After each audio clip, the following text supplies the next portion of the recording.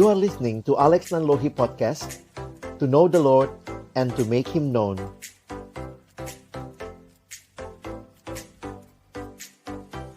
Shalom teman-teman, bersyukur boleh sharing. Apakah terdengar suara saya? Bisa ya? Oke. Baik, saya coba share apa yang juga saya pahami dan juga saya lakoni begitu ya. Jadi teman-teman mungkin yang tadi Kak Ari sampaikan banyak hal yang saya juga siapkan, overlapping pastinya ya, karena bicara tentang dunia media sosial juga ini sesuatu yang menarik untuk kita pahami.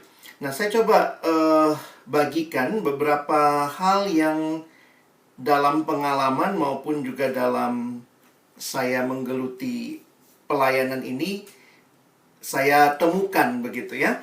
Nah, saya mulai mungkin dengan sharing apa yang saya pikirkan ulang ketika masuk dalam masa pandemi ini ya. Jadi waktu itu awal hampir 1 tahun ya, tahun lalu kira-kira bulan Maret itu kami juga secara tim di pelayanan staf perkantas kebingungan juga. Wah, ini lockdown begini, gimana ibadah, bagaimana dilakukan, lalu bagaimana kita memastikan kelompok kecil berjalan, itu semua karena belum ada dari kita yang ahli pandemi gitu ya, atau ahli pelayanan dalam pandemi, itu semua jadinya belajar. Dan kemudian dalam masa itu, ketika juga tidak bisa keluar rumah kemana-mana, saya jadi ingatlah ya ayat ini, kamu adalah garam dunia, kamu adalah terang dunia. Tuhan, di mana ya saya harus hadir? Karena kalau baca ayat itu kan secara sederhana, kita nggak dibilang kamu adalah garam, kamu adalah terang, bukan itu ya. Kamu adalah garam dunia. Kamu adalah terang dunia. Tuhan memberikan konteks di mana kita hadir. Jadi jujur aja waktu merenungkan gimana jadi garam, gimana jadi terang, padahal cuma ada di dalam kamar, cuma ada di dalam rumah. Jadi bertanya lagi, di mana dunia saya? Saya sudah melayani atau saya sudah terlibat lah dalam pelayanan media sosial, tapi ketika situasi ini terjadi dan benar-benar hanya bisa di rumah teman-teman ya, saya jadi akhirnya melihat, saya menginterpretasi ulang dunia. Apakah dunia maya juga termasuk tempat di mana Tuhan mau saya hadir ya? Jadi saya bergumul akan hal itu dan selalu ingat kalimat John Stott ini ya. Kira-kira parafrasenya begini, jika daging busuk katanya jangan salahkan daging, tapi tanyakan di mana garamnya. Di masa itu kalau daging dibiarkan di luar tanpa lemari es, tanpa pengawet ya, garam, ya jangan heran daging busuk, ya jangan salahkan dagingnya. Tapi mana garamnya? Jika dunia busuk, jangan salahkan dunia, tapi tanyakan di manakah garam dunia. Kalau rumah gelap, jangan salahkan rumah, tapi tanyakan di manakah lampunya. Jika dunia gelap, jangan salahkan dunia, tapi tanyakan di manakah terang dunia. Teman-teman, saya melayani di pelayanan siswa dan juga mahasiswa sejak beberapa tahun ini ya, berapa puluh tahun ini gitu ya. Saya jadi sadar betul gitu ketika pernah membaca satu statistik, entah masih sama atau tidak, dituliskan begini, satu hari itu situs porno di dunia itu bertambah sekitar 2.000 sampai 3.000 situs. Satu hari. Sementara di dunia maya itu, yang tadi Kak Ari bilang juga ya, data-data yang sama tadinya saya siapin, begitu banyak orang ada di dunia maya itu. Dunia yang juga dirusak oleh ketidakbenaran. Situs pornonya nambah 2.000-an situs per hari. Ya puji Tuhan di Indonesia ada internet sehat, jadi sebagian besar pasti nggak bisa dibuka. Itu pun masih bisa diakalin ya, pakai VPN lah, anak sekarang bisa proksinya dimainin. Wah, tapi realitanya itu yang terjadi.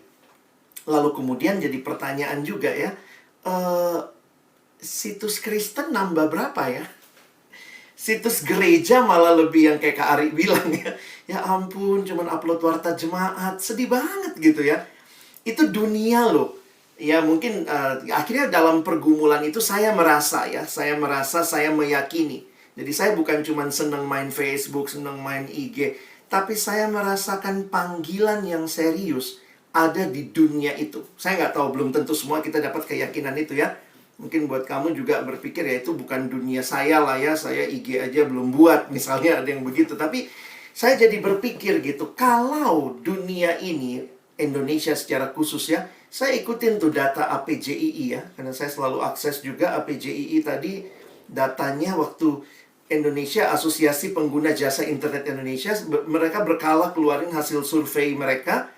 Itu sekarang penduduk Indonesia dari dulunya masih 30% yang punya akses internet, sekarang sudah di atas 60% yang punya akses internet se-Indonesia. Bayangkan tuh, ada sebuah dunia lain,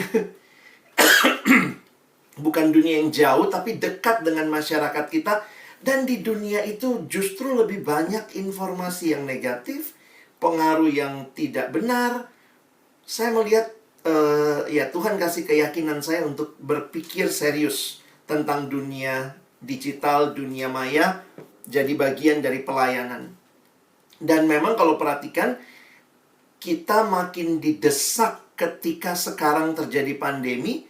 Kayak dulunya mungkin sudah pernah mikirin tentang pelayanan digital, pelayanan online, sekarang dipaksa semua harus lakukan itu. Saya pikir ini semacam persiapan yang Tuhan kasih untuk membuka mata kita bahwa dunia ini nggak sekedar dunia real saja, tapi dunia maya pun adalah sesuatu yang mungkin tanda kutip makin real.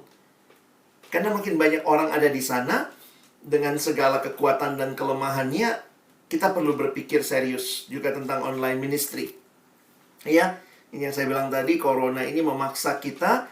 Jadi saya pikir ya kalau kita di awal-awal selalu banyak mengeluhnya ya, waduh enakan offline. Sekarang ya apalagi dipastikan ya semester ini masih online. Wow, ini membuat kita makin sadar ya bahwa ini bukan pilihan online atau offline, tetapi apa yang memang Tuhan berikan buat kita sekarang yaitu online ini ya mari maksimalkan media online ini. Nah, saya sedikit saja membahas tentang ini, kalau analisisnya bisa panjang, tapi menarik sekali waktu saya mempelajari tentang, saya ngikutin tuh. Saya pakai Facebook, saya pakai Instagram dari 2013. Saya pakai Instagram dari 2013. Teman-teman, itu waktu saya pelajari kan, ikutin Instagram itu, teman-teman lihat tuh, fiturnya nambah terus tuh. Nah, saya coba perhatikan, kenapa ya fiturnya nambah? Apa yang bisa di situ makin nambah? Sekitar 2016 baru ada IG Story. Benar tadi yang Kak Ari bilang ya, sekarang orang mau sesuatu yang lebih storytelling, mau engage. Dan waktu perhatikan itu semua, saya pikir ternyata pengembangnya Instagram minimal ya, dia sangat membaca siapa yang menggunakan, tapi juga dia baca apa yang menjadi kebutuhan pengguna. Sehingga tambah lagi nih fiturnya. Saya tadi baru cek lagi, ada fitur baru lagi tentang multiple shoot dalam foto itu, baru di Instagram gitu ya. Waktu saya perhatikan, ini apa sih? Saya suka ngikutin ya. Itu apa sih? Kenapa dia begitu? Kenapa nggak cukup posting? Kenapa harus ada like-nya? Kenapa nggak cukup like? Di bawahnya dikasih kolom komen. Kenapa nggak cukup kolom komen? Dikasih kesempatan orang reply sama komen. Di sampingnya bisa like atau tidak komen itu.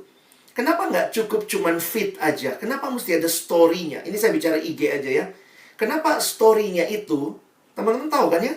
Belakangan ini story baru kira-kira 2